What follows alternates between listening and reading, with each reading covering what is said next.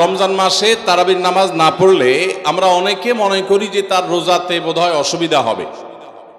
এটা সম্পূর্ণ ভুল ধারণা। তারাবি একটা ইবাদত, রমজানের রোজাটা আরেকটা ইবাদত।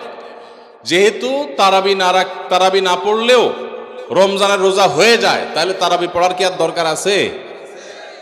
কেন? রোজা তো হয়ে যাবে। আলাদা ইবাদত। রোজা রাখা একটা ইবাদত, তারাবি পড়াটা আরেকটা ইবাদত। নবী করিম সাল্লাল্লাহু আলাইহি সাল্লাম একই হাদিসে দুটি কথা বলেছেন, মান কামা রমাদানা ঈমানান ওয়া ইহতিসাবান গুফিরা লাহু মা তাকাদ্দামা মিন যামবি। একই হাদিসে বলেছেন, মান সামা রমাদানা ঈমানান ওয়া ইহতিসাবান গুফিরা লাহু মা তাকাদ্দামা মিন যামবি। যে ব্যক্তি ঈমান এবং ইখলাসের সাথে রমজানের রোজা রাখবে, আল্লাহ তার পূর্বের গুনাহ মাফ করবেন। যে তারাবি পড়বে তারও পূর্বের গুনাহ মাফ করবেন ইনশাআল্লাহ। এজন্য ভাইরা, তারাবির নামাজ পড়তে হবে। এটা সুন্নাহ, গুরুত্বপূর্ণ সুন্নাহ, সাধারণ সুন্নাহ না। নবী সাল্লাল্লাহু আলাইহি সাল্লাম ছাড়েন নাই, সাহাবীরা ছাড়েন নাই। কোনো ওযর ছাড়া তারাবি ছাড়া যাবে না। জামাত ছুটে গেলে একা একা হইলেও পড়বেন।